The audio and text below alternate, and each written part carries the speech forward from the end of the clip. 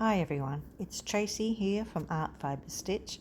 We're just following on from the last video I did where we made these interesting marks with tea and coffee and then thought, okay, what other colors might be nice that we could add to make a project. And now we're going to continue with that. Now I think you can see how I've used this sometimes over, sometimes under, just because I wanted a bit of it showing, tinting it a little bit so that it wasn't all the one color.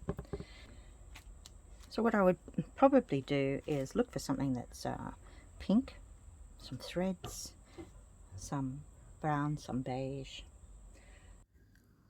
So here we are with a lovely combination of pinks and beige. Like I said, I've got threads, I've got buttons, and I've got some ribbon. Now I'll just remove all of that and show you what I've started so far. I found some nice ice pink ribbon and I just used a running stitch and I popped that on.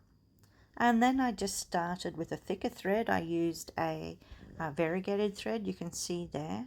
That's where I stitched down the ribbon.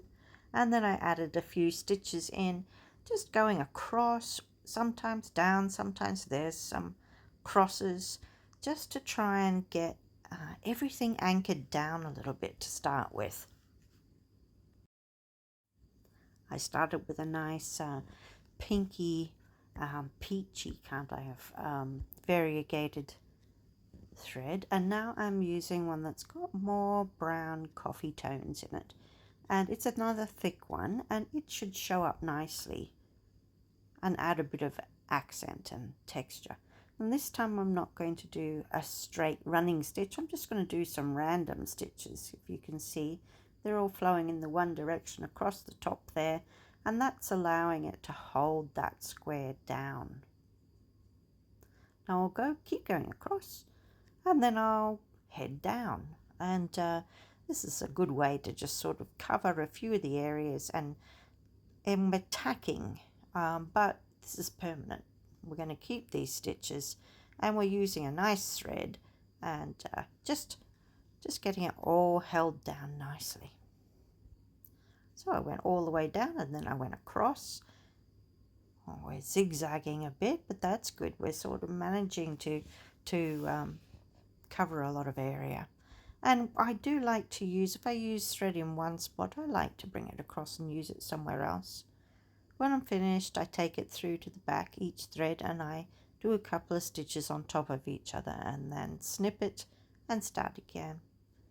And this time I've grabbed a nice gold color stranded floss. I've got a couple of threads on there, and on this square I'm just doing some random seed stitch. Can you see how this is one of those tea toned ones that we dyed with tea, and down the bottom it's a nice tea kind of color, and up the top it just faded to the calico. So I'm using a nice goldy color, and I'm shading that a little bit, taking that tea color up into the calico with seed stitch.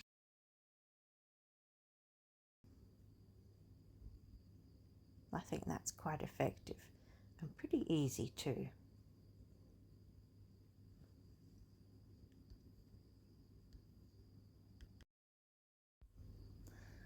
Now using the same thread, we're going to slip across into that next patch.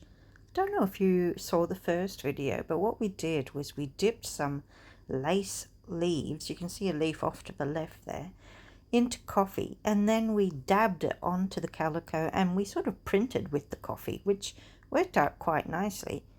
But with this thread now, I'm just going around the outside of each of those leaf shapes, and then just with a running stitch, and then I'm going to do straight down the center, so it's like a central leaf stem, and then the veins that go from the center out to the edges of a leaf.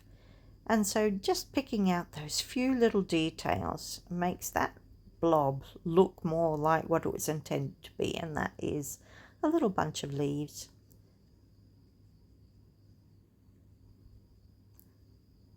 Doesn't take much.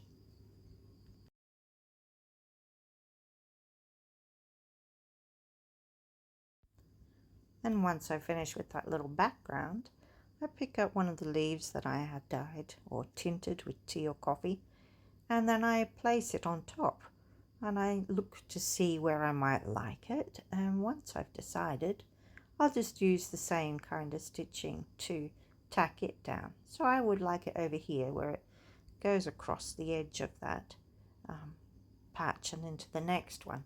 So just down the stem and out on the veins like the previous one. Now, seeing though we've started with the laces, let's start with that, and here's where we play and we try it in all different spots to see what we like best. You know, all of those different laces, sometimes you might decide, okay, the cream doesn't look very good on a cream background, you need it on a darker background, so you keep shifting things around.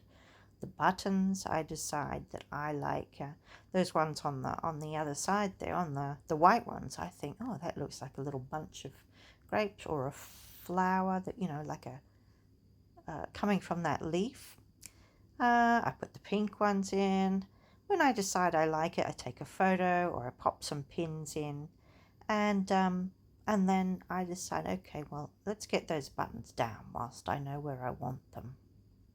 You can see here, I'm just quickly getting those stitched down.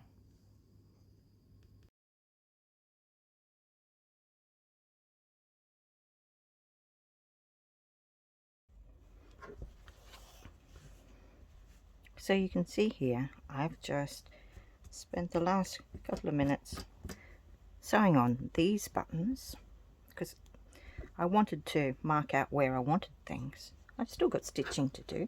I just quickly popped a few stitches in that, a few stitches in that, a few stitches in that and that. I haven't done it very well, but it's just to hold them there so that I know that's where I wanted it. And now I'm just going to do this last one here. So can you see how it's a little leaf shape there? I'm just going to go down the stem. I could use a contrasting thread if I wanted, but that would be quite a good way to hold that one down, I think. You can do little stitches across the edges of it, but I just think you'd see it more. So yeah, I'm just going to go like that, up there and down there, just like it's a little part of the leaf. And this one, the same. I keep dragging it out again. Look quite good if we did that in a different colour, but at the moment I'm just wanting to get it down. Okay, well I might just do in between these here.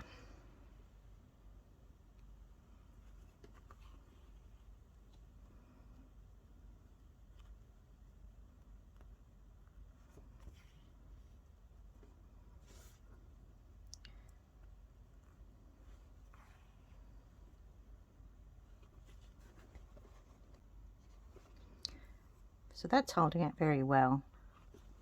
Now if I wanted to, I could get a pink or something and I could do stitches out from it to hold the rest of it down and be decorative.